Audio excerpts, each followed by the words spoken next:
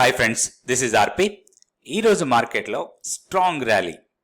Nifty 368 points పాజిటివ్గా close అయింది.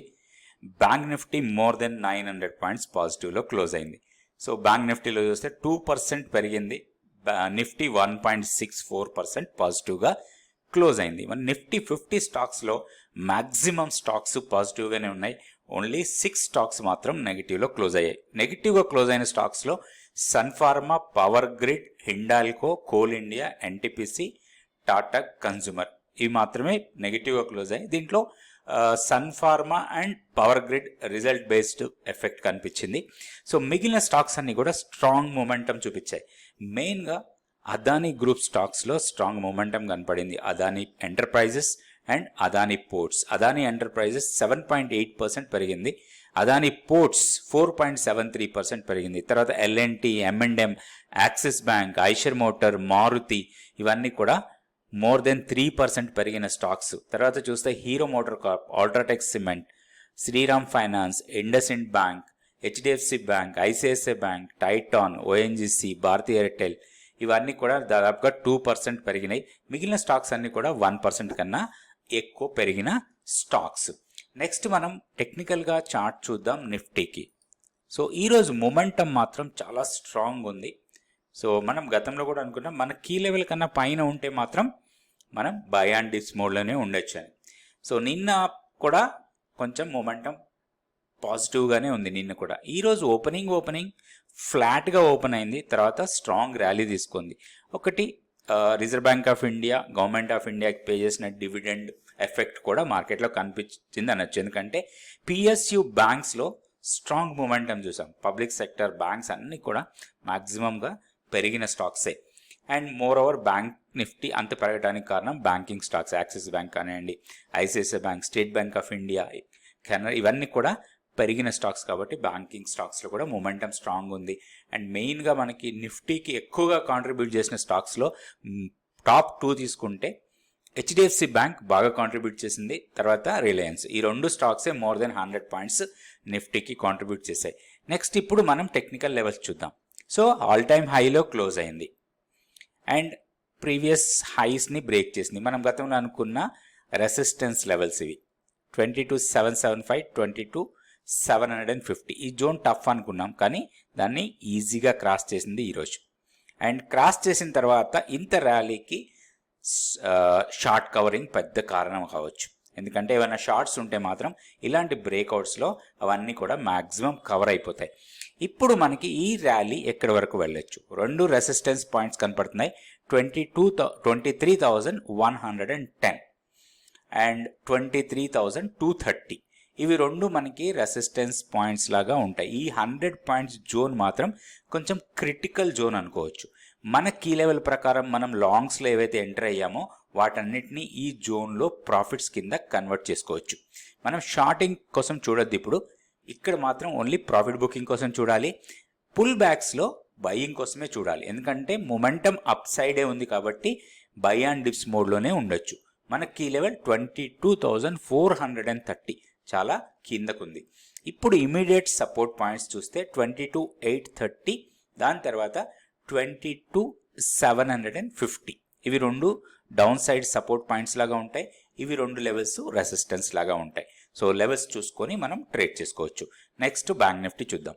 So bank Nifty కూడా స్ట్రాంగ్ ర్యాలీ మనం అనుకున్నట్టుగానే బాగా పెరిగింది. అది ఒకటి మంత్లీ పివోట్ కన్నా పైన క్లోజ్ అయింది. మన రెసిస్టెన్స్ లెవెల్ని ఆల్రెడీ టెస్ట్ చేసింది. సో ఇప్పుడు ఈ లెవెల్కి మనకి పెద్దగా ఇంపార్టెన్స్ లేదు. ఇప్పుడు immediate resistance 49,000 round figure, 49,000 big round figure అంటాం కదా. సో అది మనకి ఇమీడియట్ రెసిస్టెన్స్ లాగా ఉండొచ్చు. దాన్ని క్రాస్ చేస్తే మాత్రం 49,230 ఆర్ 250 లెవెల్స్ దగ్గర, 49,430 ఆర్ 450 లెవెల్స్ దగ్గర కొంత రెసిస్టెన్స్ ఫేస్ చేయొచ్చు. ఇప్పుడు డౌన్ సైడ్ మనకి ఇమీడియట్ సపోర్ట్ 48,480, దాన్ని క్రాస్ చేసి కిందకు వస్తే మాత్రం 48,250 ఇవి 2 మనకి సపోర్ట్ లెవెల్స్ లాగా ఉంటాయి బ్యాంక్ నిఫ్టీలో. సో ఈ లెవెల్స్ చూసుకొని దీని ప్రకారం మనం ట్రేడ్ చేసుకోవచ్చు. ఇప్పుడు మనం స్టాక్ ఫ్యూచర్స్లో యాక్టివిటీ చూద్దాం. సో లాంగ్స్ బాగా బిల్డ్ అవుతున్న స్టాక్స్లో అంటే ఓపెన్ ఇంట్రెస్ట్ బాగా పెరిగిన స్టాక్స్ చూస్తే ఐషర్ మోటార్స్, తర్వాత ఇండిగో, ఐషర్ మోటార్స్లో 10% ఓపెన్ ఇంట్రెస్ట్ పెరిగింది, ఇండిగోలో 8% పెరిగింది, తర్వాత ఓల్టాస్లో కూడా 7% ఓపెన్ ఇంట్రెస్ట్ పెరిగింది, ప్రైస్ 3.54% పెరిగింది. తర్వాత Bharti Airtel, Maruti, UltraTech cement, Adani Enterprises, Axis Bank, Bajaj auto, Alkem laboratories ఇవన్నీ కూడా ఓపెన్ ఇంట్రెస్ట్ పెరుగుతూ ప్రైస్ పెరిగిన స్టాక్స్.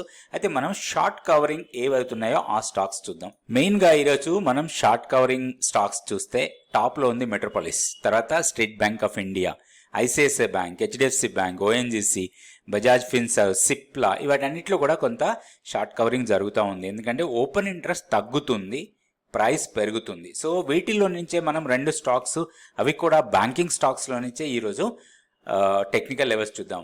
ఎస్బీఐ, తర్వాత ఐసిఐసిఐ బ్యాంక్, హెచ్డిఎఫ్సి బ్యాంక్, ఈ 3 బ్యాంకులు చూద్దాం. ఫస్ట్ స్టేట్ బ్యాంక్ ఆఫ్ ఇండియాకి టెక్నికల్ లెవెల్స్ చూద్దాం. స్టేట్ బ్యాంక్ ఆఫ్ ఇండియా చాలా స్ట్రగుల్ అవుతుంది ఒక పాయింట్ దగ్గర, 830, 836 ఈ జోన్ దగ్గర. మనం ఇక్కడ చూస్తే ఫస్ట్ అటెంప్ట్ ఇక్కడ ఫెయిల్ అయింది, పుల్ బ్యాక్ ఇచ్చింది, 797 మంత్లీ పివోట్. సో దీన్ని బ్రేక్ చేయలేదు. సో ఇప్పుడు మనం చూస్తే 797 అండ్ 830 ఆర్ 835. సో ఇది చాలా రోజుల నుంచి మనకి ఇక్కడ ట్రేడ్ అవుతుంది. ఇక్కడ చూస్తే 3rd మే ఈ మంత్ స్టార్టింగ్ నుంచి ఇప్పటి వరకు కూడా ఈ చిన్న జోన్లోనే ట్రేడ్ అవుతూ ఉంది. ఇక్కడ మల్టిపుల్ టైమ్స్ టెస్ట్ చేస్తుంది. ఈరోజు కూడా ఈ లెవెల్ని టెస్ట్ చేస్తుంది కానీ బ్రేక్ కాలేదు. సో ఇక్కడ మనకి ఒక ఆపర్చునిటీస్ కోసం ప్లాన్ చేసుకోవచ్చు. దీన్ని బ్రేక్ చేసే అవకాశాలు చాలా ఎక్కువ కనపడుతున్నాయి మొమెంటం వైజ్గా. అండ్ ఓవరాల్గా బ్యాంకింగ్ స్టాక్స్లో స్ట్రాంగ్ ఉంది కాబట్టి దీన్ని బ్రేక్ చేయొచ్చు. ఇది బ్రేక్ చేస్తే మాత్రం ర్యాలీ స్ట్రాంగ్ ఉండొచ్చు. ఎందుకంటే ఇన్నిసార్లు టెస్ట్ చేసిన తర్వాత ఈ లెవెల్ని బ్రేక్ చేస్తే ర్యాలీ అనేది స్ట్రాంగ్ ఉంటుంది. ఆ బ్రేక్అవుట్ లెవెల్ తర్వాత మొమెంటం స్ట్రాంగ్ ఉంటుంది. సో ఫస్ట్ రెసిస్టెన్స్ 860, దీన్ని బ్రేక్ చేస్తే 900. సో ఆ 2 లెవెల్స్ మనకి రెసిస్టెన్స్ పాయింట్స్ లాగా ఉంటాయి. ప్రాఫిట్ బుకింగ్ కోసం ఆ లెవెల్స్లో మనం ప్లాన్ చేసుకోవచ్చు. అయితే ప్రాబ్లం ఎప్పుడు రావచ్చు అంటే ఓన్లీ మంత్లీ పివోట్ కన్నా కిందకు వెళ్తేనే ప్రాబ్లం. అదర్వైజ్ మొమెంటం స్ట్రాంగ్ ఉంది, పుల్ బ్యాక్లో బై చేయొచ్చు, లేదా బ్రేక్అవుట్లో కూడా దీంట్లో లాంగ్ ఎంట్రీ తీసుకోవడానికి అవకాశం ఉంది. ఇది state Bank of India. Next మనం హెచ్డిఎఫ్సి బ్యాంక్. హెచ్డిఎఫ్సి బ్యాంక్లో ఈరోజు చాలా ఇంపార్టెంట్ 2 లెవెల్స్ని బ్రేక్ చేసింది. ఒకటి 20-day ఎక్స్పోనెన్షియల్ మూవింగ్ యావరేజ్, అది వచ్చి అరౌండ్ 1475 లెవెల్స్ దగ్గర ఉంటుంది. తర్వాత 1482 దగ్గర 50 days సింపుల్ మూవింగ్ యావరేజ్ ఉంది. 2 లెవెల్స్ని క్రాస్ చేసింది, ఇది పైకి వెళ్తుంది. సో దీంట్లో ఒక లాంగ్ ఎంట్రీ కోసం ప్లాన్ చేసుకోవచ్చు. సో ఇంట్రాడేలో ఏదైనా డిప్ వచ్చి 50 DMAని టెస్ట్ చేస్తే, అంటే 1480 ఆర్ 1470 లెవెల్స్కి వస్తే మాత్రం దాన్ని ఒక లాంగ్ ఎంట్రీ లాగా ప్లాన్ చేసుకోవచ్చు. ఇప్పుడున్న మొమెంటం ప్రకారం మంత్లీ పివోట్ లెవెల్ని కూడా క్రాస్ చేసి ఈ సప్లైని టెస్ట్ చేయడానికి అవకాశాలు ఉన్నాయి. సప్లై లెవెల్ వచ్చి 1530 నుంచి 1540 లెవెల్. సో ఈ లెవెల్ కోసం మనం దీంట్లో ఒక లాంగ్ ఎంట్రీ కోసం ప్లాన్ చేయొచ్చు. అయితే పుల్ బ్యాక్లో ఎంట్రీ తీసుకుంటే మనకి రిస్క్ రివార్డ్ చాలా ఫేవరబుల్గా ఉంటుంది. వీక్లీ పివోట్ కన్నా కిందకు వెళ్తేనే మనకి ఈ స్టాక్లో ప్రాబ్లం. అదర్వైజ్ కొంచెం స్లోగా అయినా కానీ మూమెంటం ఉండే అవకాశాలు ఎక్కువ ఉన్నాయి. ఇది HDFC bank. Next ICICI bank కూడా చార్ట్ చూద్దాం. సో ఐసిఐసిఐ బ్యాంక్ కూడా కొంత కన్సాలిడేట్ అవుతుంది, ఇంకా బ్రేక్అవుట్ చేయలేదు. కాకపోతే ఈరోజు క్లోజింగ్ మాత్రం స్ట్రాంగ్ క్లోజింగ్ ఉంది అండ్ మొమెంటం క్యాండిల్ ఉంది ఈరోజు. సో ఇది అప్ సైడ్కి వెళ్ళడానికి అవకాశం ఉంది. 1160 నుంచి 1170 మధ్యలో ఒక సప్లై ఉంది. ఈ ఏరియాని టెస్ట్ చేయొచ్చు రాబోయే రోజుల్లో. సో దీంట్లో ప్రాబ్లం ఓన్లీ ఈ స్వింగ్ లోని బ్రేక్ చేస్తేనే. ఈ క్యాండిల్ లో వచ్చి 1098. ఈ 1090 ఆర్ 1098 కన్నా కిందకి వెళ్తేనే ప్రాబ్లం. ఇంకొకటి 1100 దగ్గర మనకి 50 days సింపుల్ మూవింగ్ యావరేజ్ ఉంది. ఈ క్యాండిల్ అక్కడ 50 days సింపుల్ మూవింగ్ యావరేజ్ దగ్గర సపోర్ట్ తీసుకొని పైన క్లోజ్ అయింది. ఈరోజు స్ట్రాంగ్ ఉంది అండ్ మేబీ అప్ సైడ్ వెళ్ళడానికి అవకాశాలు కనపడుతున్నాయి ఈ స్టాక్ని మానిటర్లో పెట్టి లెవెల్స్ ప్రకారం మనం ట్రేడ్ చేసుకోవచ్చు. ఇది ఐసిఐసిఐ బ్యాంక్. రేపటి వీడియోలో మళ్ళీ కొన్ని స్టాక్స్ నిఫ్టీ, బ్యాంక్ నిఫ్టీ చూద్దాం. థ్యాంక్ యూ అండి. Thank you so much for watching this video.